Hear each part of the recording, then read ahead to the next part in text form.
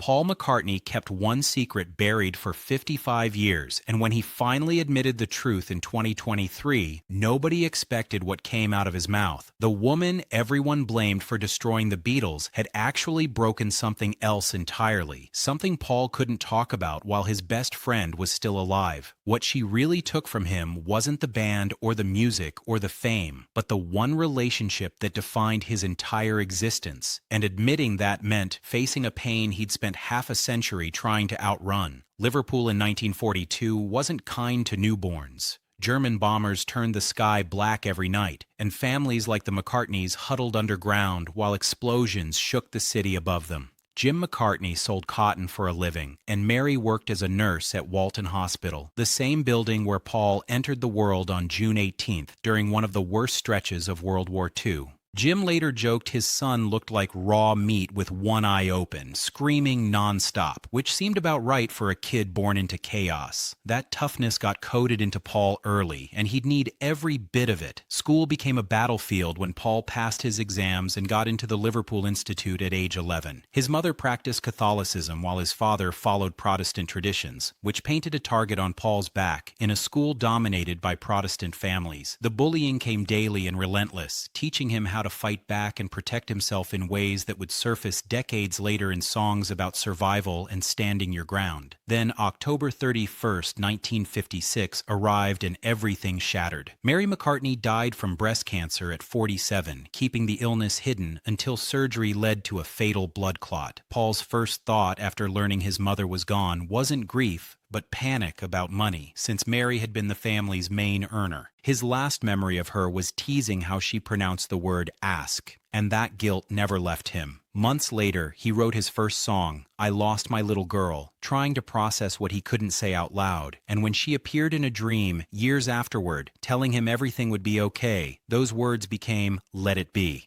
Jim McCartney understood music in his bones. He'd worked at the Hippodrome Theater running spotlights and taught himself piano and trumpet just by listening night after night. When he gave Paul a trumpet in 1957, he hoped his son would follow that path. But Paul quickly realized singing and playing trumpet at the same time was impossible. Trading it for a $15 guitar changed everything, giving him a way to create melodies and lyrics simultaneously. Meanwhile, Paul took brutal jobs to help the family survive, delivering coal in freezing mornings and sweeping floors at a cotton mill where machines roared so loud you couldn't hear yourself think. His grandfather had spent decades cutting tobacco at Cope's warehouse, and his father had worked Liverpool's cotton exchange, experiences that taught Paul about working people and their struggles, themes that would run through Beatles songs for years. Death almost claimed him at age 10 when he went swimming with friends in one of Liverpool's flooded quarries. These abandoned mining pits looked inviting, but killed children regularly, and Paul slipped under the icy water before his friends pulled him out. That scare left him afraid of swimming for life and maybe sharpened his awareness of how quickly everything could end. Then, July 6, 1957, changed his trajectory forever. At a church fete in Woolton, Paul watched John Lennon play guitar using strange chords his mother had taught him. Paul took John's right-handed guitar, flipped it upside down since he played left-handed, and performed 20 Flight Rock perfectly while singing every word. He followed with Long Tall Sally like a professional, and the quarrymen couldn't believe what they were seeing. 2 weeks later, Pete Shotton found Paul riding his bike and casually invited him to join the band. Paul agreed after scout camp and a family holiday, making his first real appearance with the group on October 18, 1957. John's mother, Julia, had died just 3 months earlier, and Paul had lost his own mother the year before, creating a bond through shared grief that would fuel their partnership for years. By 1959, Paul and John were skipping school to write songs in Paul's bedroom at Forthland Road, sitting face-to-face with a cheap tape recorder and building a notebook that eventually held over 100 compositions. Too Bad About Sorrows came first, then Just Fun, and an instrumental called Looking Glass, treating songwriting like work long before fame arrived. But Paul's first Quarrymen performance included a humiliating moment when nerves destroyed his guitar solo on Guitar Boogie, making him realize he wasn't cut out to be a lead guitarist. That failure led to George Harrison joining in early 1958, reshaping the band's future completely. Hamburg transformed them from amateurs into professionals. Starting August 17, 1960, the Beatles played the Indra Club in Germany's red light district for 4.5 hours on weekdays and 6 hours on Saturdays, earning barely enough for food while performing in front of strip clubs and rough crowds. Club owners screamed at them to put on a show, and they responded by developing a wild stage presence, with George later saying Hamburg made them into a real band. When Stuart Sutcliffe left in 1961, Paul reluctantly took over bass duties and bought a Hofner violin bass from a local shop. That instrument became iconic, and his melodic bass playing transformed how people heard the instrument, turning it from background noise into the heart of the song. Brian Epstein saw them at the Cavern Club on November 9, 1961, and offered to manage them on December 3rd, despite having zero experience in music management. His style and confidence won them over, and their parents trusted him, which set everything in motion. The biggest controversy hit in August 1962, when John invited Ringo Starr to join, and Pete Best got kicked out 2 days later. Fans protested outside Pete's house. Someone punched George, and at Ringo's first recording session, the producer used a session drummer instead, making Ringo think he'd be next to go. But the lineup clicked, and on October 5, 1962, Love Me Do reached number 17 in the UK before eventually hitting number 1 in America as their fourth consecutive chart topper in 1964. February 9,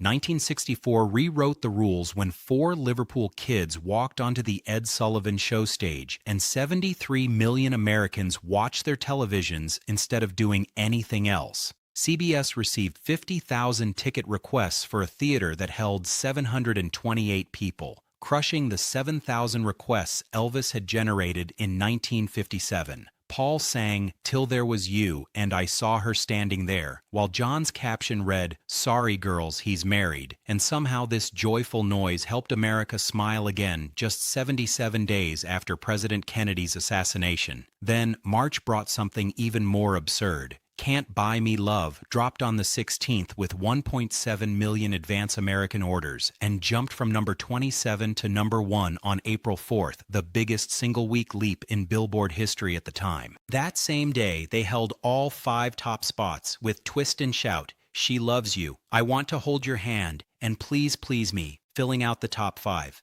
The following week, they had 14 songs on the Hot 100, dominance that wouldn't be matched until 2022. Not every moment sparkled. On July 4, 1966, during a Manila trip, the Beatles unknowingly skipped a palace event hosted by First Lady Imelda Marcos, triggering a violent response. Angry citizens lined their route to the airport, uniformed men beat them and their team, and the airport manager shut down escalators while bragging about punching Ringo and John. Paul said they kissed their plane seats once airborne, and that brutal day convinced them touring might not be worth the danger anymore. Flying home from a Kenya safari on November 19, 1966, Paul imagined a fictional band that could free them from being the Beatles, an idea that became Sgt. Pepper's Lonely Hearts Club Band. John later dismissed it as Paul chasing trends, and George never cared for the concept, but the project reshaped what albums could accomplish. Then, Magical Mystery Tour aired on BBC on December 26, 1967 in black and white, shot mostly on an old airfield in Kent just months after Brian Epstein's sudden death. Critics pounced, calling the sound weak and the story chaotic, marking their first major flop. A color version aired in January 1968, but didn't help, though the film later gained recognition as experimental cinema, and the soundtrack sold well. Behind the scenes, the White Album sessions in 1968 exposed fractures nobody could repair. Paul tried maintaining control while John, heavily influenced by Yoko Ono, embraced chaos. Paul often told the others how to play their parts, or just recorded them himself, making George feel like a background musician in his own band. Yoko walked into Beatles recording sessions that year and broke their sacred rule about outsiders. She used their instruments without permission and disrupted the guy thing they'd always maintained, making them fume in silence. Paul felt pushed aside as John chose her over the band, and the resentment kept building. In January 1969, Paul launched the Get Back project to pull them back together with live recordings and no studio tricks, but George walked out on the 10th, saying, "I'm leaving the band now." The cameras captured everything, turning what should have been a celebration into the painful documentary Let It Be. April 9th, 1970, delivered the final blow when Paul issued a press release for his solo album McCartney and quietly told the world he had no plans to work with the Beatles again. His bandmates found out through newspapers, cruel timing just before Let It Be hit stores. On December 31st, 1970, Paul sued his best friends in London's High Court to dissolve the Beatles legally and stop Alan Klein from controlling their money. The battle started January 19, 1971, with Paul arguing Klein's management was reckless while the other three defended their choice. The judge ruled for Paul on March 12, 1971, agreeing Klein had acted carelessly. The hurt deepened when John released How Do You Sleep in September 1971, a brutal song mocking Paul's work and calling him washed up. Paul released McCartney on April 17, 1970, recording alone at home and playing every instrument himself. Critics hated the rough sound, but fans didn't care, sending it to #1 in America and #2 in the UK. In 1971, he formed Wings with Linda, guitarist Denny Lane, and drummer Denny Sywell. Their debut, Wildlife, flopped badly in December 1971, with critics tearing it apart. But in 1973, they went to Lagos, Nigeria to record Band on the Run after 2 members quit before the flight.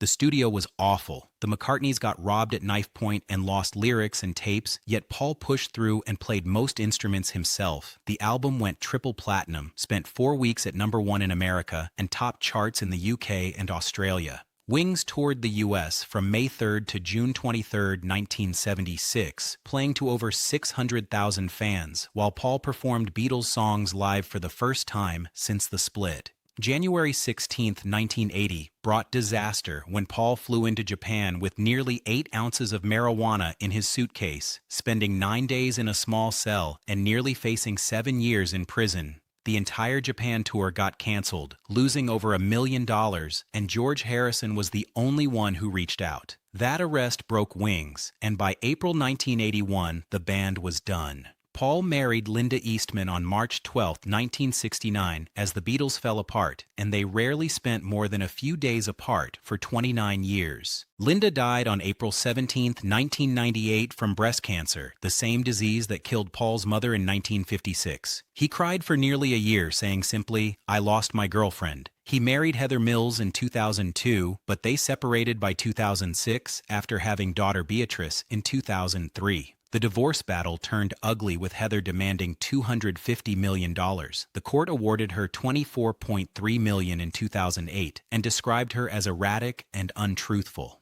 In June 2024, Paul released One Hand Clapping, a Wings session hidden for 50 years, recorded at Abbey Road in August 1974, right after Band on the Run succeeded. The album includes Paul singing 20 Flight Rock, the same song he'd played for John the day they met in 1957. In 2018, at 76, Paul released Egypt Station, and it debuted at #1 on the Billboard 200, his first solo album to enter at the top and breaking the record for oldest artist to accomplish that feat. On March 11, 1997, Queen Elizabeth II finally knighted him after 17 years of delays, likely caused by his drug arrests. As he knelt, Paul said quietly, "I just remember the other 3. I keep looking over my shoulder expecting to see them," while Linda stayed home battling the cancer that would take her 13 months later.